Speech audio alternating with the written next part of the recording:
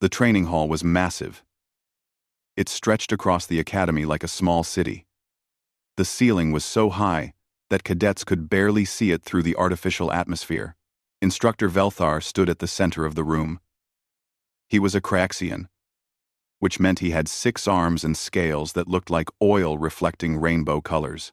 He was tall, about 8 feet, and had trained soldiers for 30 years. Around him stood 200 cadets from different planets. They were all shapes and sizes. Some were 9 feet tall with crystalline bodies. Others had natural armor that could stop bullets. Among them was Jake Morrison, the only human in the group.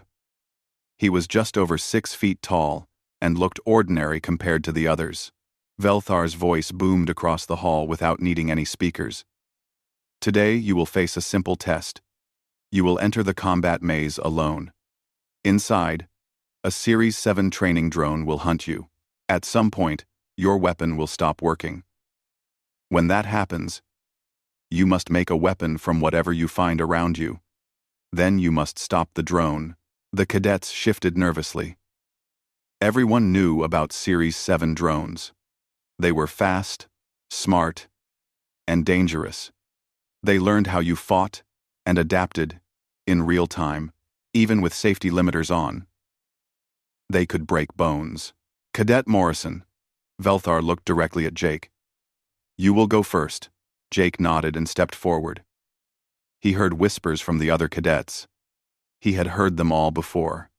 Humans were weak. Humans had no claws, no armor, no special abilities. They came from a death world where everything tried to kill them, which made other species think humans were a bit crazy. The maze entrance opened like a camera lens. Inside was a corridor that split into many paths. Jake checked his pulse rifle and adjusted his vest. Then he walked inside. The maze was designed to confuse people. Lights changed from bright to dark, randomly. Sounds echoed strangely off the walls. The walls themselves could move slightly, making sure no 2 runs through the maze were the same. Jake moved carefully, keeping his rifle ready, checking every corner the way he had been taught. He found the drone in the 3rd room. It was about the size of a large dog and floated 3 feet off the ground. Its sensors locked onto him immediately, painting him with red targeting lights. Jake fired 3 shots. The drone moved sideways faster than seemed possible. All 3 energy bolts hit the wall behind where it had been. The drone fired back. Jake dove behind a barrier as energy blasts chewed into his cover. He popped up and fired again. The drone had already moved. It was learning his timing, predicting where he would shoot next. Jake felt his heart beating faster, but his hands stayed steady. This was what training was for. Then his rifle died. The green power light turned red instantly. This was the planned malfunction. Jake dropped the dead weapon and rolled sideways as the drone kept shooting. Energy bolts followed him across the floor. He came up behind a different barrier and looked around quickly. The room had standard training equipment.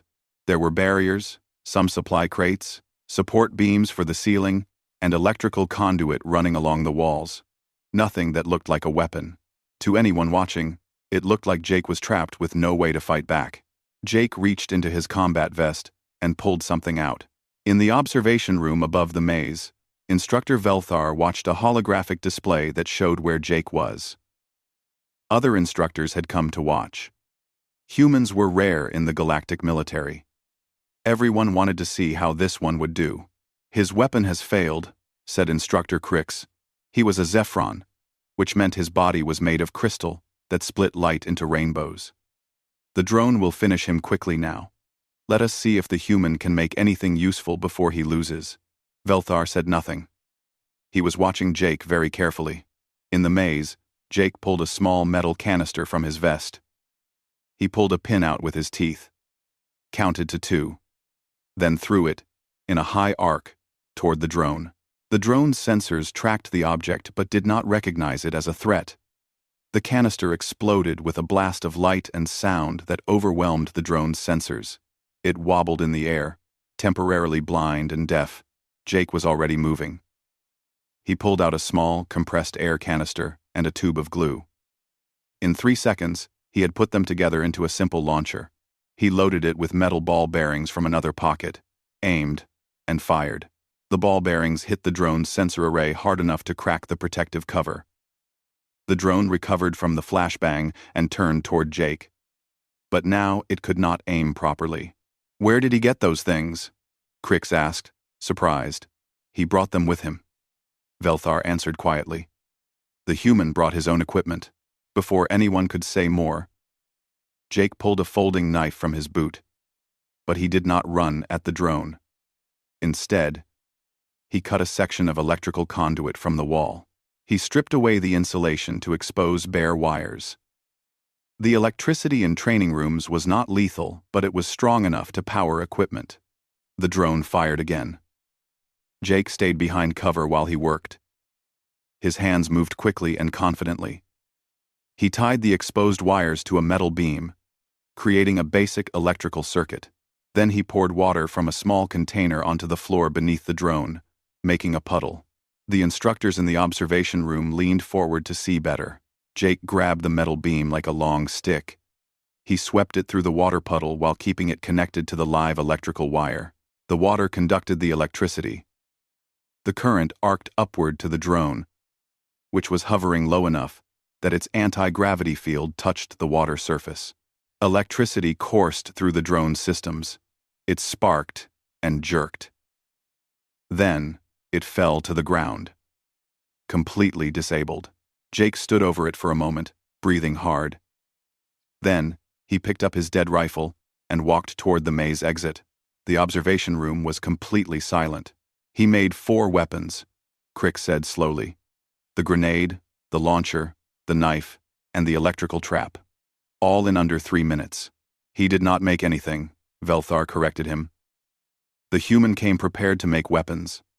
That is different." "I do not understand the difference." Another Instru Jake walked out of the combat maze and found Instructor Velthar waiting for him. The tall Craxian had all 6 arms crossed, which Jake had learned meant the instructor was being serious. Behind Velthar stood several other Academy officials. They all looked surprised or disapproving. "Cadet Morrison," Velthar began. His voice was carefully neutral. "Please, empty your pockets and all your equipment pouches." "All of them," Jake nodded. He began taking things out and putting them on a nearby table. The pile grew quickly. 2 more flashbang grenades, a compact multi-tool with pliers, screwdrivers, and blades, 50 feet of strong paracord, a fire-starting kit, 3 different kinds of glue and adhesive, more ball bearings, a small pry bar, wire cutters, zip ties, duct tape, a signaling mirror, a compass, water purification tablets, and at least a dozen other small items. Instructor Crix picked up the paracord with his crystalline fingers. "I brought them from Earth, sir," Jake replied. "Or I made them in the workshop during my free time. Nothing here is illegal. I checked the regulations carefully. None of these items are classified as weapons." Velthar's scales rippled slightly. "Technically correct. The regulations say cadets cannot bring weapons into training exercises. These items, by themselves, are not weapons." "Yes, sir." Another instructor stepped forward. She was a Muradin named Corva. She had thick armor plates and small, intelligent eyes. "However, the point of the exercise is to improvise from the environment we provide. You brought your own materials. Some might call this cheating." Jake met her gaze directly. "With respect, sir. The exercise was to improvise a weapon when my equipment failed. I did that. The instructions did not say I could only use materials that were already in the maze. I am part of the environment. My equipment is part of me." "An interesting interpretation," Velthar said. "Tell me, Cadet Morrison, why do you carry all these items? Surely you do not expect your equipment to fail all the time." Jake thought carefully about his answer. "On Earth, sir, we have a saying, hope for the best, prepare for the worst. I hope my equipment never fails." But if it does, I want options. Where I come from, being unprepared can get you killed. Old habits are hard to break. Your planet is rated as a Category 12 death world, Crix noted. He was referring to the Galactic Union's classification system for dangerous planets. Most species cannot survive there without environmental protection suits. I knew humans evolved to survive in hostile conditions, but I did not realize it affected your thinking this deeply. Everything on Earth wants to eat you, poison you, or kill you. Jake said like he was stating a simple fact. You learn to adapt. You learn to use whatever you can find. You learn that the rock in your hand right now is better than the advanced weapon in your ship that is a mile away. Velthar made a gesture that meant he was thinking deeply. The other cadets will complain. They will say you had an unfair advantage. Then they should have brought their own equipment too, sir. Nothing in the regulations stopped them. They just did not think to do it. Corva made a sound that might have been a laugh. He makes a good point.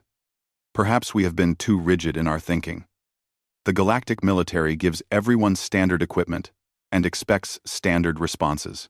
The human brings a different way of thinking. Or perhaps, Crick suggested, humans are simply paranoid. Jake smiled a little. We prefer to call it being cautiously optimistic. Sir, Velthar uncrossed all 6 arms. Very well, Cadet Morrison. Your performance in the exercise is rated as passing, although highly unusual. However, I am reassigning you. Instead of continuing normal classes, you will help me develop new training protocols. If human thinking is this different from standard galactic thinking, perhaps we can learn from it. Sir? Jake was genuinely surprised. Consider it a promotion to assistant instructor. You will focus on teaching improvised combat and survival tactics. The galactic military has relied on superior technology and large numbers for centuries, but technology fails. Supply lines get cut. Soldiers end up alone, without proper equipment. You will teach us how humans survive when everything goes wrong. Jake stood at attention. Yes, sir. I would be honored. Do not be too honored yet, Velthar warned. You will be teaching species who have never had to improvise the way humans do. It will be frustrating for everyone. I look forward to the challenge, sir. As Jake gathered his equipment back into his pockets and pouches, Corva approached him quietly. I have a question, Cadet Morrison. What would you have done if none of your prepared items had worked? Jake looked at the Muradan instructor. He picked up the dead pulse rifle he had carried from the maze. This weighs about 8 pounds, sir. It has hard edges and a solid stock that works as a club. The barrel is metal. I could remove it to use as a pry bar or a striking weapon. The power cell is dead, but it contains chemicals that become corrosive if you break it open correctly. He set the rifle down. My boots have hard toes and reinforced edges. My uniform belt could be used to choke someone or as a whip. The buckle has sharp corners. My fingernails can scratch and gouge even though they are short. He smiled, and there was something unsettling about it. And, if all of that failed, sir, I have teeth. Humans are persistence predators. We might not have claws or venom or natural armor, but we do not stop. We adapt. We use what we have. We survive. Corva stared at him for a long moment. Then she nodded slowly. Perhaps your people are more dangerous than our intelligence reports suggest. With respect, sir, Jake replied calmly. The reports probably underestimate us. 3 weeks passed. Jake now stood in front of a classroom with 30 cadets from 17 different species. They watched him with mixed feelings. Some were curious. Some were skeptical. A few looked openly hostile. Word had spread through the academy about the human who supposedly cheated in the combat maze. Instructor Velthar stood at the back of the room, observing everything. Good morning, Jake began. He kept his voice casual and friendly. I am Cadet Morrison, acting assistant instructor for this new course. It is called Practical Improvisation and Survival Tactics. Before we start, I want to address something. Some of you think what I did in the combat maze was cheating. Let me be very clear about this. In real combat, there is no such thing as cheating. There is only survival and death. The enemy will not care about playing fair. They will use every advantage, every trick, every resource they can find to kill you. A cadet from the Vrel species raised a clawed hand. His name was Score. The Vrel were reptilian bipeds with sharp claws and quick reflexes. But we have superior weapons and advanced technology. Why would we need to improvise crude weapons? Jake smiled. Excellent question. Let me ask you all something. Who here has had their communicator malfunction during a training exercise? About half the hands in the room went up. Who has had a weapon jam or lose power at a bad moment? More hands went up. Who has been separated from their unit during field training? Almost every hand was raised now. Technology fails, Jake said simply. There is even a law about it. Murphy's Law says that anything that can go wrong will go wrong, and it will happen at the worst possible time. Humans learned this lesson the hard way over thousands of years of warfare. You will learn it in a safer environment. He gestured to a table covered with various objects. There were metal pipes, pieces of cloth, plastic containers, wire, tape, rocks, sticks, and dozens of other ordinary items. Your assignment is this: work in teams of 3. Create a functional weapon from these materials. You have 30 minutes. The weapon must be capable of either attacking from a distance or close combat. Then you will demonstrate it on a target dummy. Begin. The cadets hesitated. Then they moved to the table and began picking up items. Jake watched as they discussed in their various languages and started experimenting with different combinations. It was chaotic at first. Most cadets grabbed the obvious items. Metal pipes became clubs. Wire became binding material. But they struggled with putting materials together in creative ways. Jake moved among the groups, offering guidance when needed. Think about what you need the weapon to do. He told one group, trying to build a projectile launcher from a plastic bottle. You need force, you need direction, and you need something to shoot. The bottle gives you direction. What can provide the force to launch something? A Zephron cadet named Prism held up a piece of elastic cord. This material? Good thinking. Now, how will you attach it? How will you keep? Jake stood at the front of the classroom and looked at the improvised weapons the cadets had created. Some were quite good, others were barely functional. But that was expected. This was their first real attempt at thinking this way. Now comes the real lesson, Jake announced. Each team will face a simulated attack scenario. You will have only your improvised weapon and 30 seconds to prepare. Let us begin. He activated the holographic simulator built into the classroom floor. The first team stepped into the simulation zone. Their scenario appeared around them. Their transport had crashed in hostile territory. They had to defend against attacking wildlife using only their improvised weapons and whatever cover they could find. They lasted 14 seconds before the simulation declared them eliminated. The second team faced a different scenario. They lasted 22 seconds. The third team made it to 31 seconds before failing. By the fifth team, something was changing. The cadets were beginning to understand. It was not just about having a weapon. It was about positioning, about timing, about using the environment to create advantages. One team led by cadets from the Altarian species actually succeeded in their scenario. They used their improvised spear, not to attack directly, but to keep distance and force their attackers into a narrow space. Then they could fight the enemies one at a time instead of all at once. Jake nodded with approval. That is tactical thinking. Your weapon is just one tool. Your mind is the real weapon. The environment is your ally. Your enemy's expectations are something you can use against them. Score. The Vrel cadet who had questioned the need for improvisation raised his hand. But this is artificial. In real combat, we would have support. We would have backup. We would have proper weapons. You are absolutely right, Jake agreed. In most situations, you will have all those things.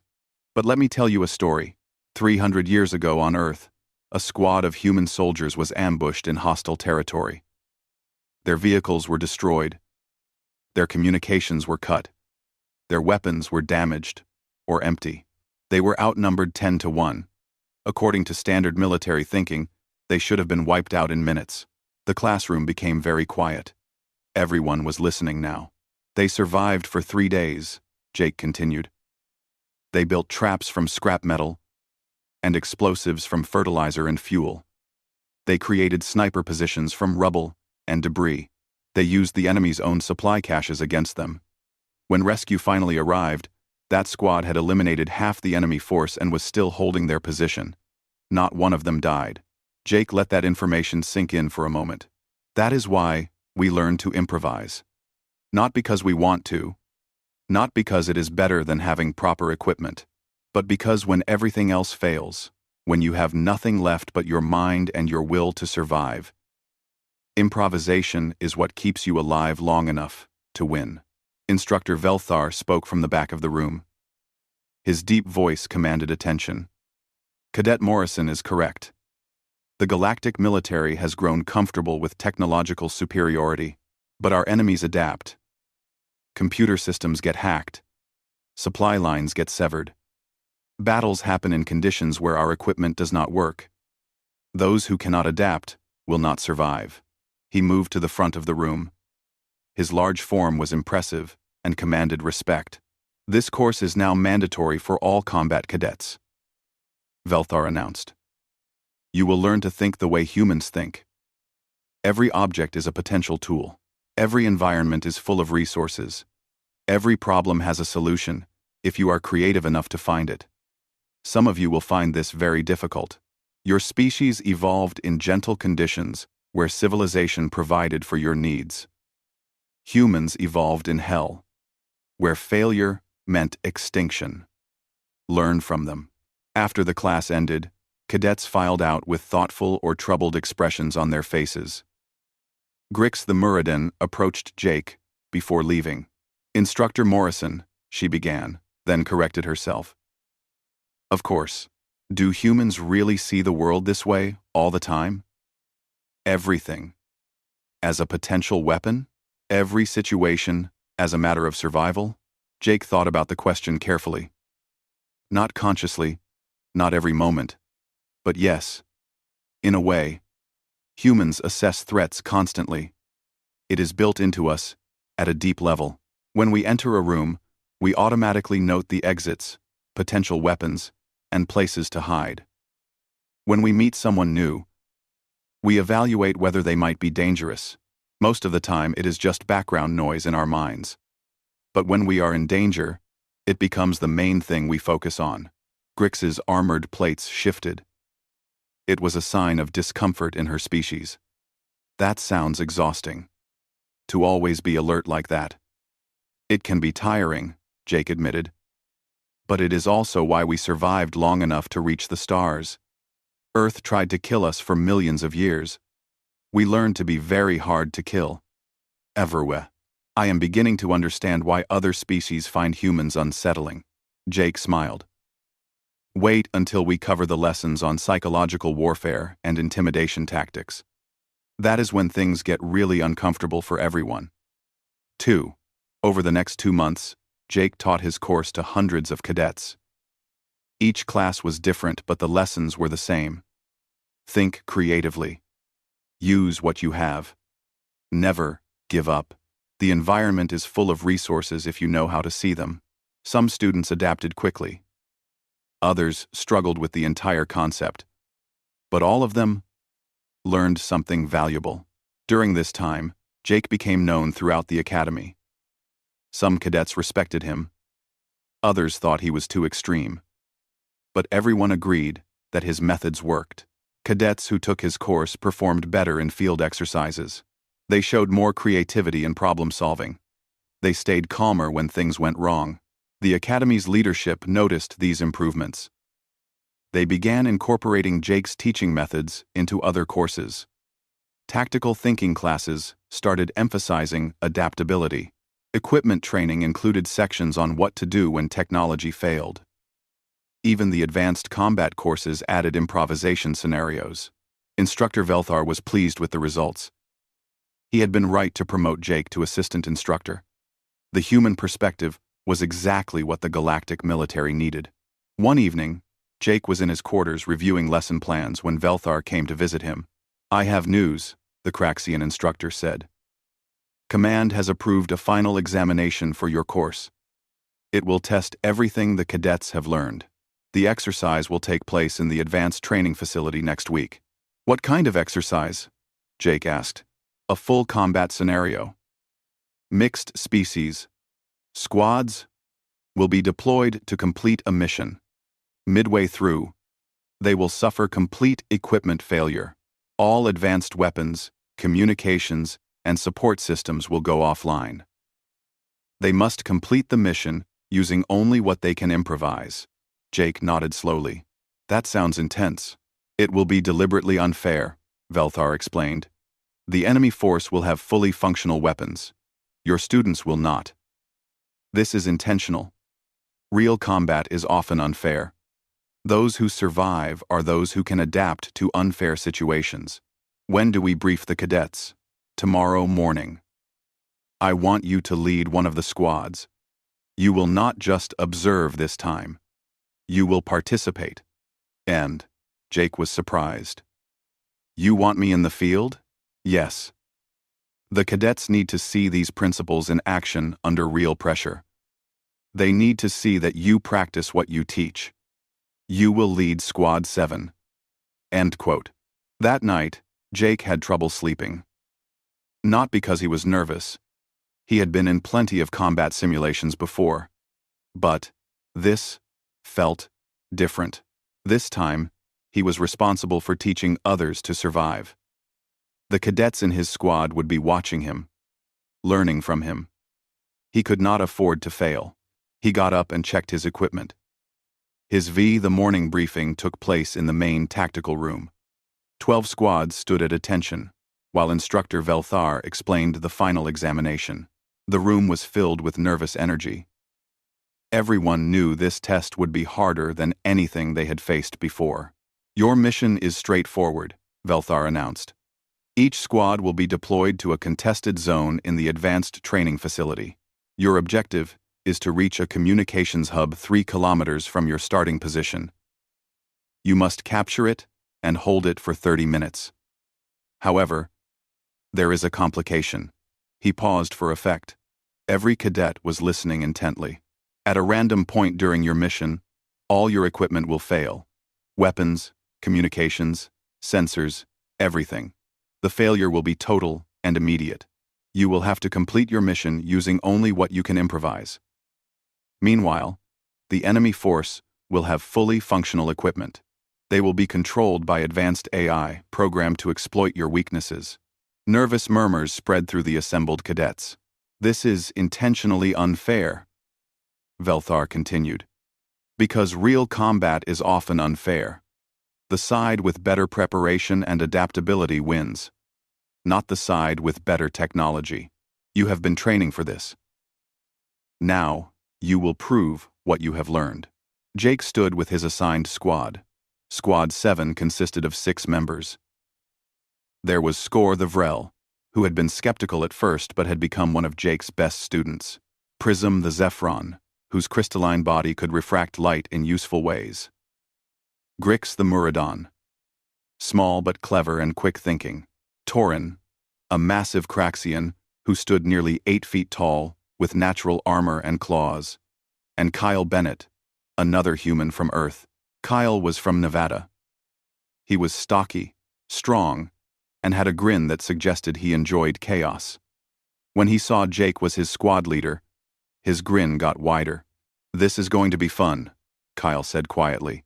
"Try to keep everyone alive," Jake replied. "That is the fun part." The squads deployed in waves.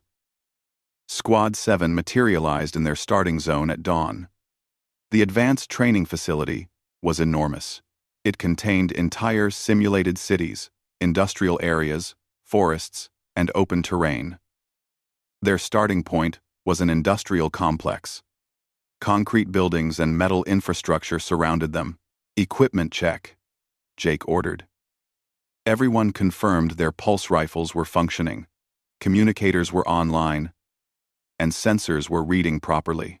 "Our objective is 3 kilometers northwest," Jake said, checking his display. "We will move in tactical formation. Score, you take point.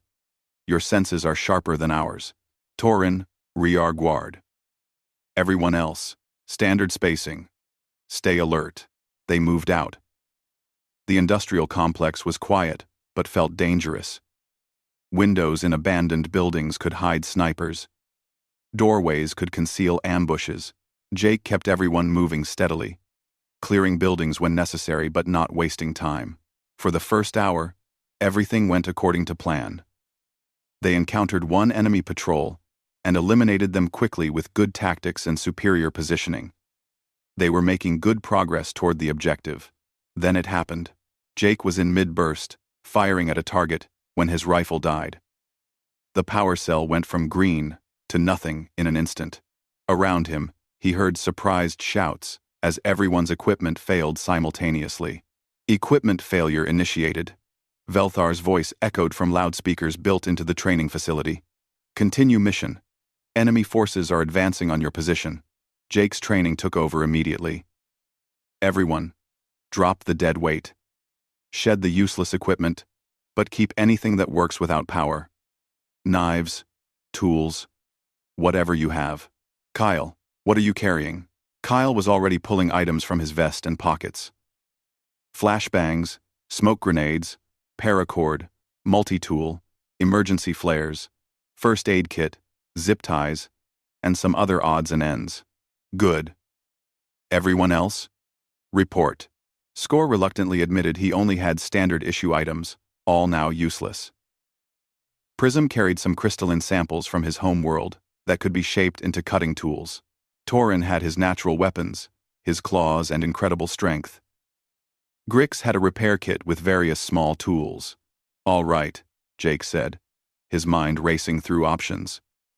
"We are still 3 kilometers from the objective, and we have enemies coming. Torin, you are our heavy hitter. Use your natural advantages. Grix and Prism, work together. Make cutting tools and weapons from available materials. Score, you are our scout. Your species has better hearing and smell than most of us. Use it.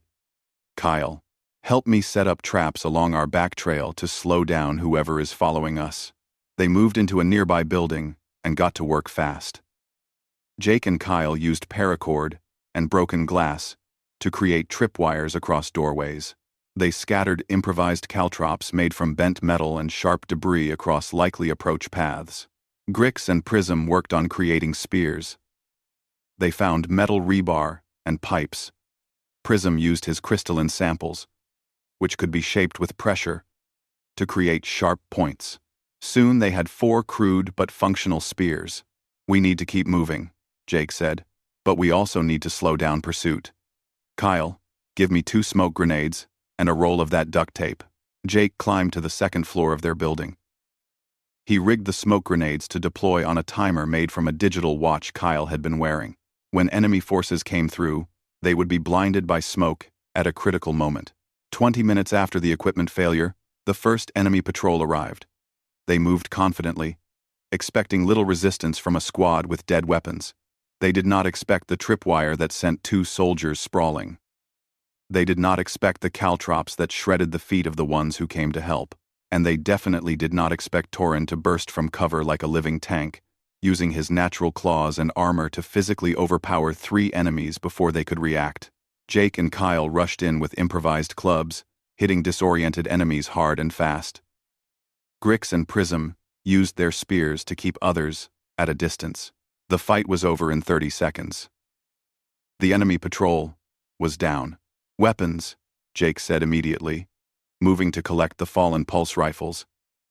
"Grab them." Score hesitated. "But those are enemy weapons. We do not know how they are configured. We do not know their charge levels Or they shoot where you point them.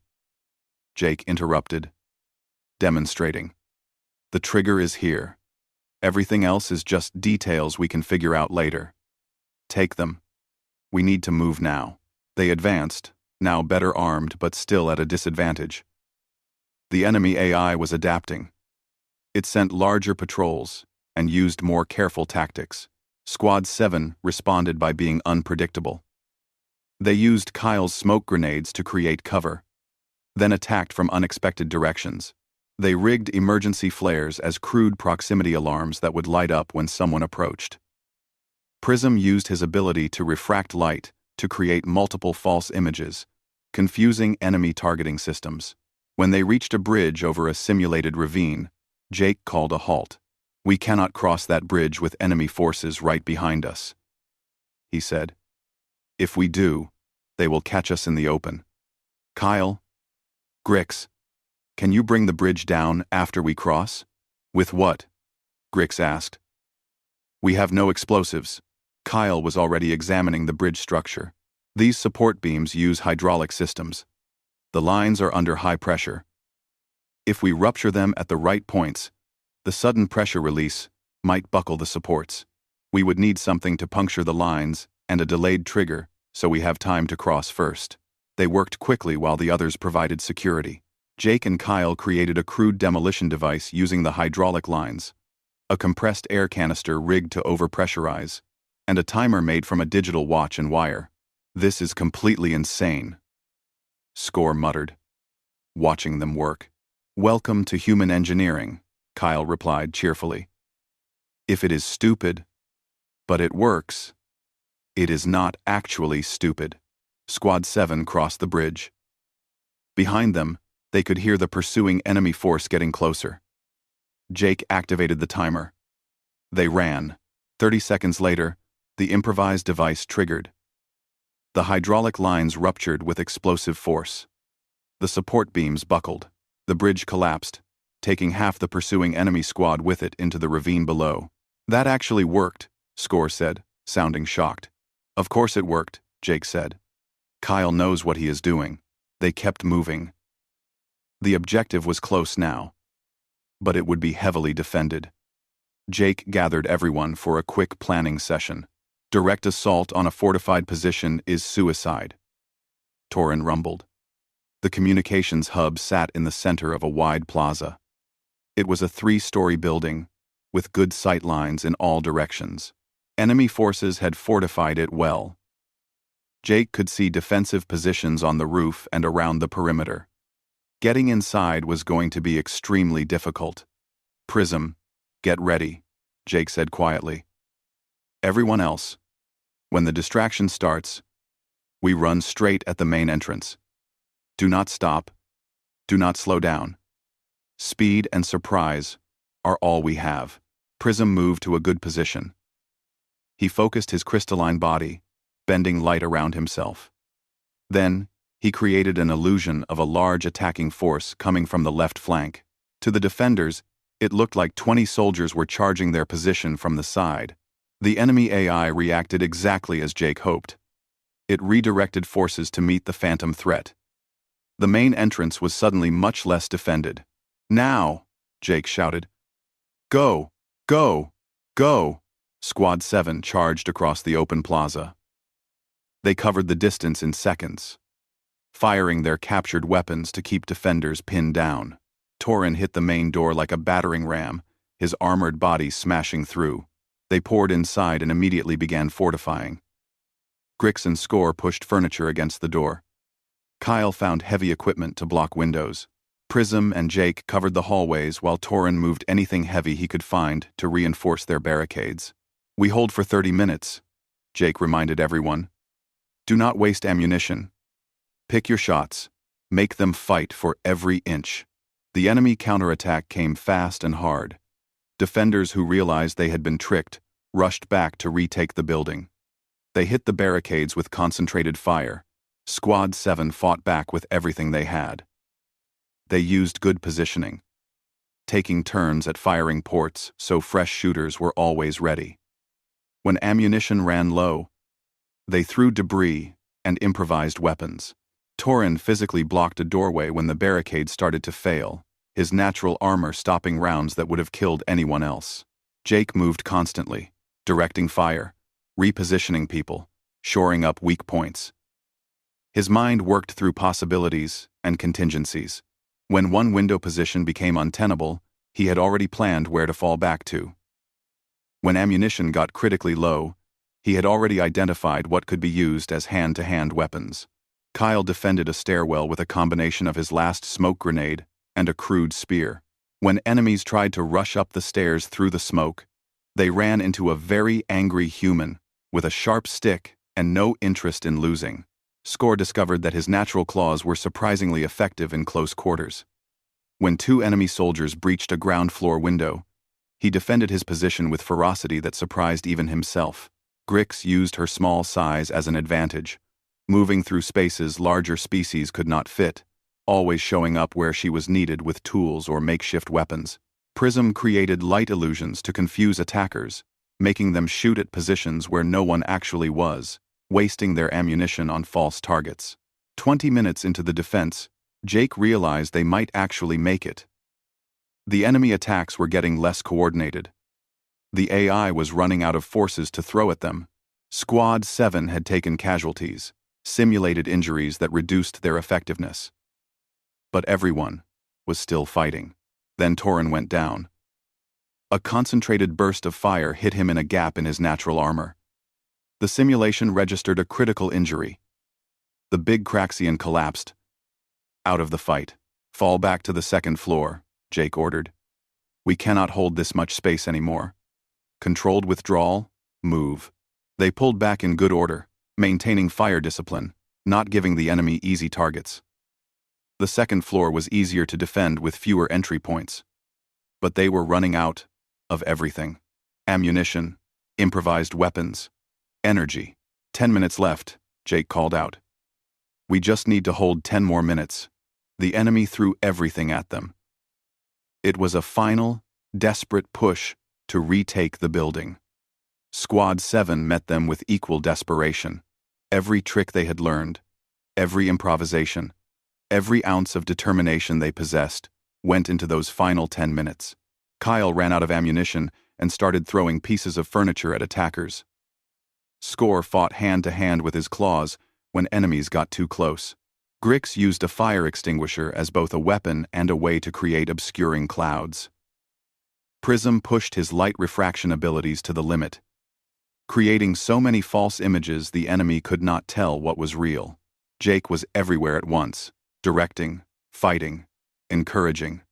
His pulse rifle had been empty for 5 minutes. He was fighting with a metal pipe he had torn from a wall. But he kept everyone focused, kept them fighting, kept them believing they could hold. The last 2 minutes felt like hours. The enemy was inside the building, fighting room to room. Squad 7 gave ground grudgingly, making them pay for every step. Then the timer hit 30 minutes. A loud tone echoed through the training facility. Mission complete. The simulation ended. The holographic enemies disappeared. The sounds of battle cut off abruptly. Squad 7 stood in the damaged building, breathing hard, covered in simulated dirt and debris. They had done it. Against overwhelming odds, with no equipment. They had completed the mission. Jake sat down heavily, exhaustion washing over him. Around him, his squad mates were doing the same. Even Torin, who had been simulated unconscious for the last 10 minutes, sat up and shook his head.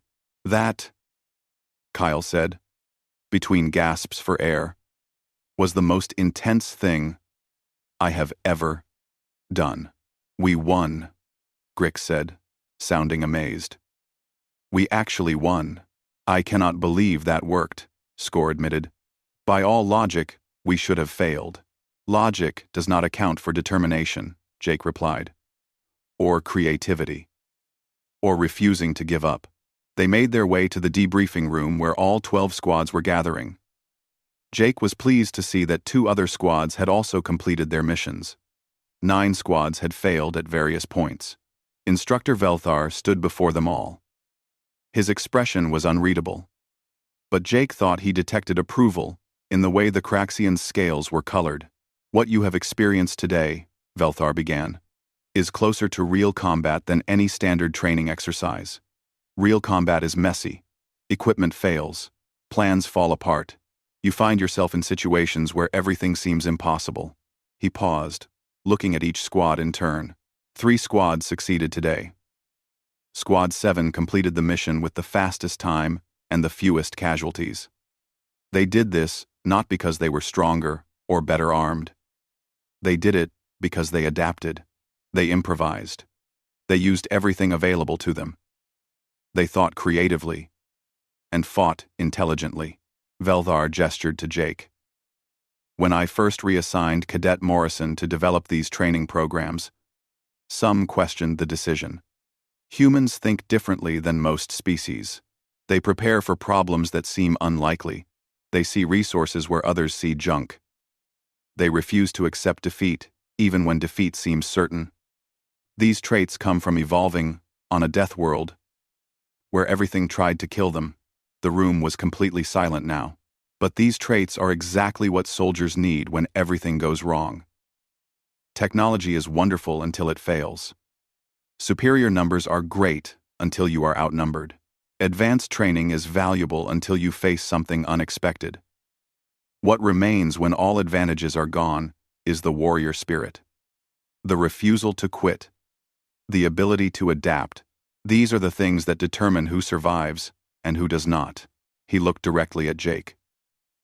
The motto for all combat training at this academy is now the human saying. Improvise, adapt, overcome. You may rely on your technology, but you will be prepared to succeed without it. You will think creatively. You will use what you have. You will not give up.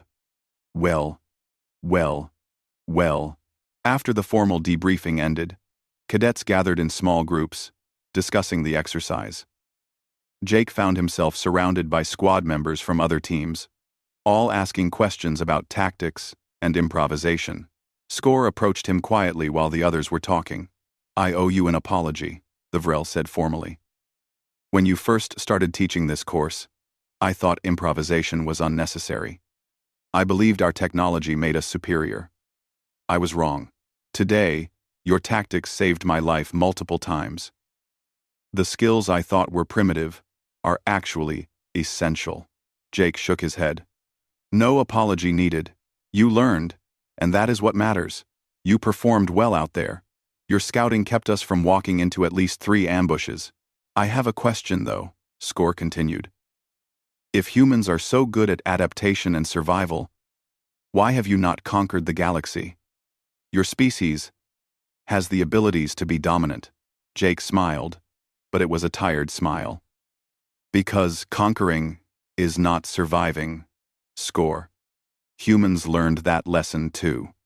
We almost destroyed ourselves several times before we reached space. We had wars that nearly wiped out our entire species. We learned that it is better to cooperate with others than to dominate them. We improvise because we have to, not because we want to. If we could have peace and stability without needing these skills, most humans would be very happy to let them fade away. But you keep the skills sharp anyway. Because the universe is not peaceful or stable, Jake agreed. We hope for the best, but we prepare for the worst. That is the human way. 6 months passed since the final examination. Jake had graduated from the academy with honors and received his promotion to lieutenant. Now he traveled between different military training facilities across the galaxy, teaching instructors how to implement the new improvisation and survival curriculum. Today he was at the Kepler Station training facility, a massive orbital complex that trained naval personnel. The students here were different from ground forces. They focused on ship operations, boarding actions, and zero-gravity combat. But the principles were the same. When technology failed, you had to adapt. Jake stood in front of 50 instructors from various species. They had all been teaching for years, some for decades. Many were skeptical about learning from someone so young, especially a human. He could see it in their body language and expressions. Good morning, Jake began. I know what many of you are thinking. You have been training soldiers longer than I have been alive. You are experts in your fields. What can a human barely out of the academy teach you? He paused, letting them absorb that. The answer is perspective. I am not here to tell you that your methods are wrong. They are not. But they are incomplete. You teach soldiers to use their equipment expertly. That is good. But what happens when that equipment fails? What happens when your ship loses power? Your weapons go offline. Your communications die. An instructor from the Thalasian species raised a tentacle. Her name was Commander Vara. We teach emergency procedures. We drill for equipment malfunctions. Yes, Jake agreed. You teach procedures. Follow these steps when this specific thing fails. But what about when multiple things fail simultaneously? What about when you face a situation your procedures do not cover? What about when you have to solve a problem no one has seen before? Commander Vara had no immediate answer. Jake walked to a table covered with common ship components. Pipes, wiring, control panels, plastic sheeting, metal brackets. This is what you find on any ship. Ordinary materials. Not weapons. Not emergency equipment. Just basic infrastructure. In the next hour, I want each of you to create 3 things from these materials. First, a weapon. Second, a tool for breaching a locked door. Third, a way to signal for help across vacuum without using standard communications. The instructors looked at each other uncertainly. Then, they began moving to the table, picking up items, discussing possibilities. Jake moved among them, watching how they approached problems. Some tried to follow procedures that did not quite fit. A few simply struggled, unable to think outside their normal framework. He stopped beside a young instructor named Peters. He was human, from Mars colony, and seemed to be doing well. He had created a crude hammer from a pipe and bracket. Now he was working on the breaching tool. Good start, Jake said. But think beyond the obvious. That hammer works, but it is heavy and single-purpose. Can you make something more versatile? Peters thought for a moment, then started taking his hammer apart. He reconfigured the pieces into a pry bar that could also be used as a lever or weapon. Much better. Commander Vara had created a projectile launcher using compressed air from a pipe system and elastic sheeting. It was clever and showed she understood the basic principles. But her breaching tool was just a large piece of metal to bash doors with. You are thinking too directly, Jake told her. Yes, you can break a door with force, but doors have mechanisms. Locks, hinges, control panels. Can you bypass the mechanism instead of destroying the door? That is quieter, uses less energy, and leaves the door functional afterward. Vara considered this, then began working on a set of improvised lockpicks using wire and small metal pieces. By the end of the hour, the results were mixed but promising. Most instructors had created functional items. Some were quite ingenious. A few had struggled, but learned from watching others. This is the foundation, Jake explained. Creative problem-solving under pressure. Now, let me tell you about a real incident that happened 2 years ago. The merchant ship Stellar Dawn was attacked by pirates. The crew fought back, but their weapons were disabled by an electromagnetic pulse. The pirates boarded, expecting easy prey. The room was attentive now. This was a real story, not a training scenario. The crew had no working weapons, no communications with the outside. The ship's computer was offline. According to standard procedures, they should have surrendered. Instead, they improvised.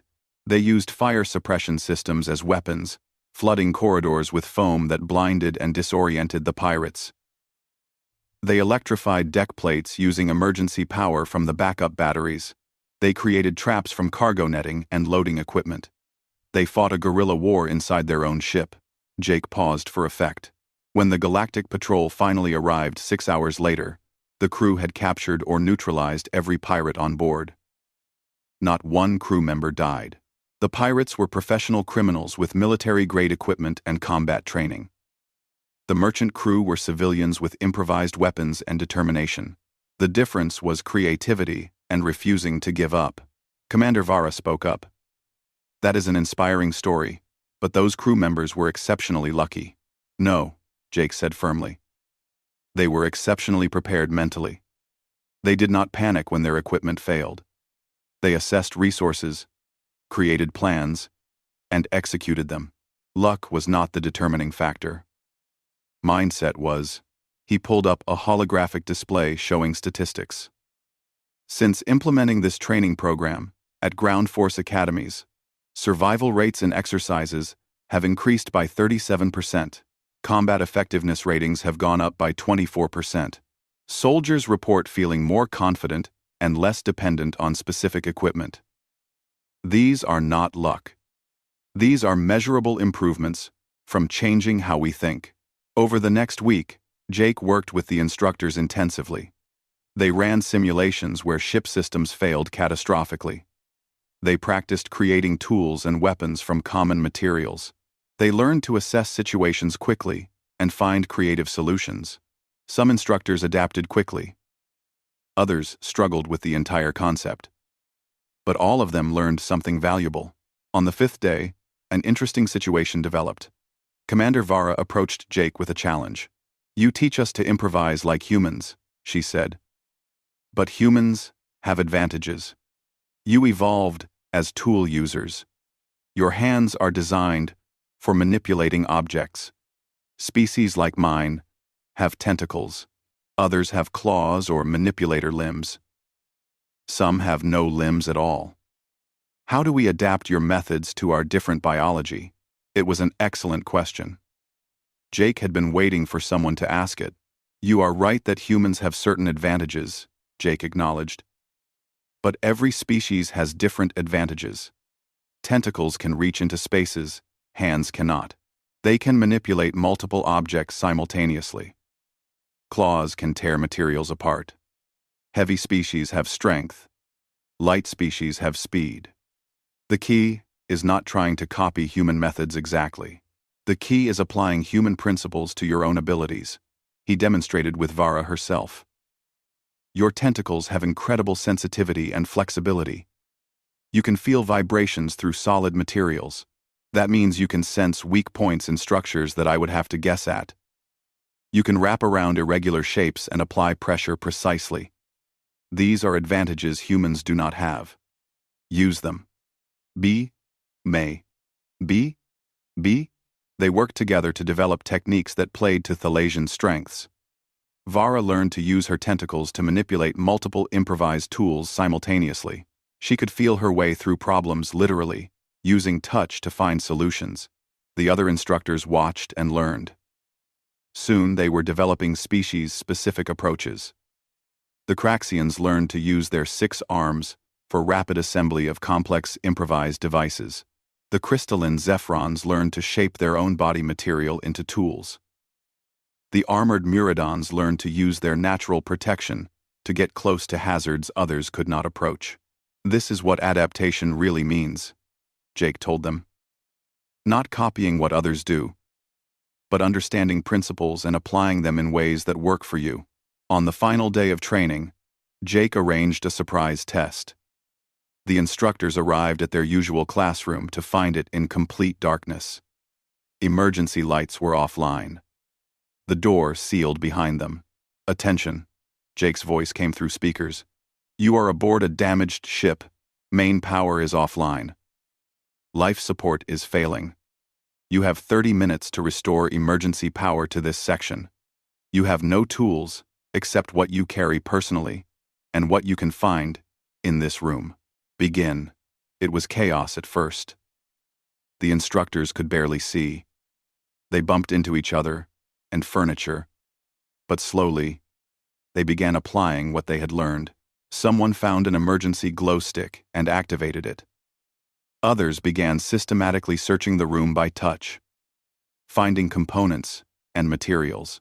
Commander Vara used her tentacles to trace power conduits in the walls by feel. She found where the emergency power line had been deliberately disconnected. Peters created tools from furniture pieces to access the power junction. A Craxian instructor named Court used his 6 arms to hold multiple components while others worked. They improvised a bypass for the damaged section. They rigged temporary connections using wire pulled from non-essential systems. They tested each step carefully to avoid electrical hazards. 26 minutes after starting, emergency power came back online. The lights flickered to life. The instructors cheered.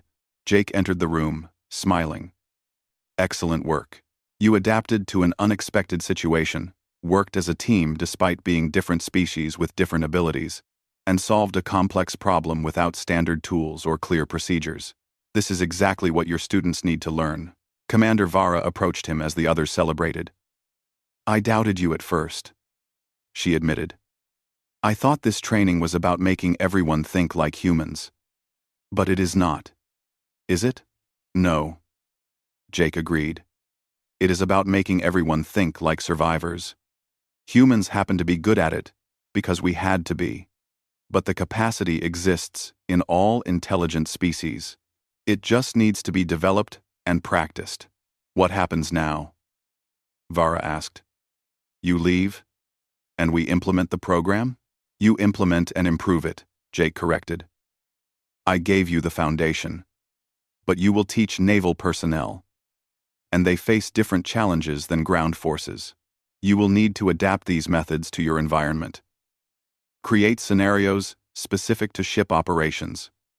Develop techniques for zero-gravity improvisation. Make the program yours. Thanks for watching. And I'll use these 299.7. And I'll see you 97.67. Over the following months, Jake visited a dozen more training facilities. Each one was different. Each had its own unique challenges. But the core message was always the same. Technology was wonderful but fallible. The real weapon was the mind. The real defense was adaptability. The real victory was refusing to give up. He saw his teachings spread through the galactic military. Cadets learned to look at their environment differently. Veterans learned new tricks. Entire units became more flexible and creative in their approach to problems. Not everyone embraced the changes. Some old instructors resisted, insisting their traditional methods were sufficient. Some cadets thought the training was unnecessary, but results spoke louder than opinions. Units trained in improvisation and adaptation consistently performed better in exercises and, increasingly, in real combat situations. One day, Jake received a message from Instructor Velthar. The old Craxian had retired from the academy, but stayed in touch. The message contained a news report. A survey ship had been damaged in unexplored space. The crew survived for 3 weeks with minimal equipment, improvising repairs and life support until rescue arrived. The captain credited his academy training in improvisation and survival for their success. You should be proud, Velthar's message said. The methods you developed are saving lives. This is what good training does. It gives people the skills and confidence to survive when everything goes wrong. Jake read the message twice, then sat back in his chair.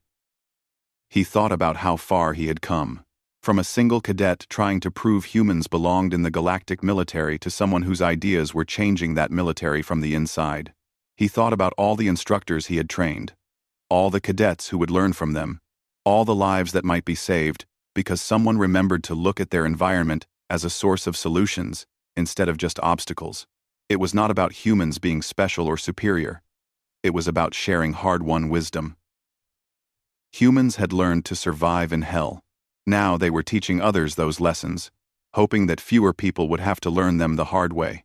Kyle contacted him that evening via video call. His friend was now stationed on a frontier world, training local defense forces. How is the crusade going?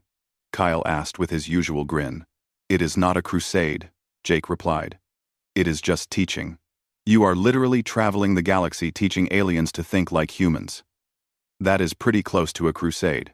I am teaching them to think like survivors. Jake corrected. There is a difference. Sure there is, Kyle laughed. Hey, you hear about the Vex incident? Jake had not. Kyle filled him in. A patrol had been ambushed in hostile territory. Equipment failed. They were outnumbered 3-1, but they survived using improvised tactics, turning the terrain into weapons, creating tools from wreckage, fighting smart instead of fighting fair. All of them had been through the new training program. They are calling it the human method now, Kyle said. Command does not like it because it makes it sound like only humans can do it. But soldiers love it because it makes them feel more capable. Names do not matter, Jake said. Results matter. After the call ended, Jake looked out at the stars. Somewhere out there, soldiers were learning to see their environment differently, to think creatively, to refuse to give up. Some of them would face situations where those skills meant the difference between life and death. That made all the travel, all the skeptical instructors, all the hard work worthwhile. Because in the end, training was not about creating perfect soldiers. It was about giving people the tools to survive imperfect situations. And survival, Jake had learned, was the most important skill of all. Later that evening, Instructor Velthar found Jake in the equipment room, reorganizing his gear. I have news, Velthar said. Galactic Military Command has reviewed the results of your training program. They are impressed. They want to expand this course to every military training facility in the Alliance. Jake was surprised. Every facility? That is a lot of training. Every? Yes. And they want you to oversee the program development. After graduation, you will be promoted to full instructor with the rank of lieutenant. You will travel to different facilities, training instructors who will then teach others. Your methods will become standard throughout the galactic military. That is a great honor, sir. You have earned it, Velthar replied. You have changed how we think about combat training. Before you, we focused on technology and tactics. Now we also focus on adaptability and mental strength. That is a valuable contribution. After Velthar left, Jake sat quietly, thinking about everything that had happened. A few months ago, he was just another cadet, trying to prove humans belonged in the galactic military. Now he was reshaping how that military trained its soldiers. It felt surreal. But it also felt right. Humans had learned hard lessons about survival. Sharing those lessons could save lives across the entire galaxy. Jake agreed. We do not need to defeat everyone there. We just need to get inside and hold for 30 minutes. Prism, can you use your light refraction to create a distraction? Yes, but it will not fool them for long. It does not need to. It just needs to pull defenders out of position for a few seconds. Everyone else, we hit hard and fast. Straight through the center, while they are looking the wrong direction. Once we are inside, we barricade everything and hold our ground. It was a desperate plan. But they were in a desperate situation. That was the whole point of this exercise. Est was fully stocked with all his usual items. Flashbangs, paracord, multi-tool, zip ties, compressed air canisters, adhesives, and a dozen other small items. Each one carefully chosen. Each one potentially life-saving in the right situation. As he organized his gear, Jake thought about what Grix had asked him. Did humans really see the world as constant survival? Maybe they did. Maybe that was what made them different. Other species saw a peaceful galaxy with occasional threats. Humans saw a dangerous universe where you had to be ready for anything. Neither view was wrong. But the human view kept you alive when things went bad. Jake finished checking his equipment and finally went to sleep. Tomorrow would be interesting. He would get to show all those skeptical cadets exactly why humans prepared the way they did, why they carried backup plans for their backup plans, why they never assumed everything would go smoothly. In the darkness of his quarters, Jake smiled. The final exam was going to surprise a lot of people, and some of those surprised people would learn valuable lessons about survival, adaptation, and the human way of never giving up. He hoped his squad mates were ready.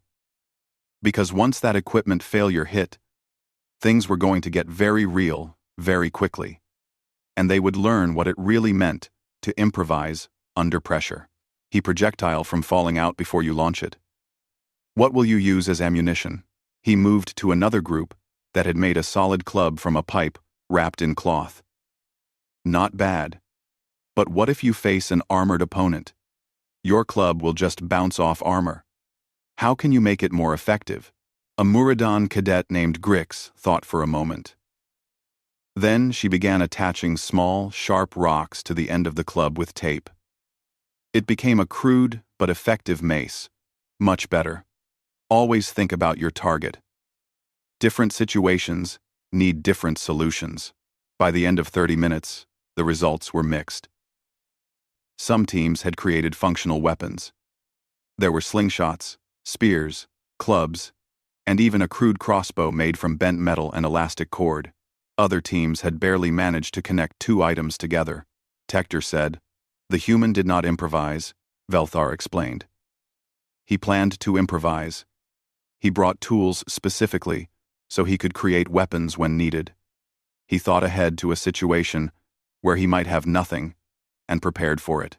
"Is that not cheating?" someone asked. Velthar's scales rippled in a way that might have been amusement. Is it cheating to think ahead? Is it cheating to prepare for problems before they happen? I do not think so. 8. I think it is intelligent. The instructors watched as Jake emerged from the maze exit. He looked tired but satisfied. Velthar made a decision then. This human had something to teach the rest of the academy. Something about thinking differently. About being prepared for anything. About never giving up, even when everything went wrong. I want him reassigned, Velthar said. He will help me create new training programs. If humans think this differently from everyone else, we need to learn from them. The other instructors nodded slowly. They had all seen something remarkable. Not because Jake was stronger or faster than the other cadets. He was not. But he had won anyway because he had prepared for failure and turned it into success. That was worth learning.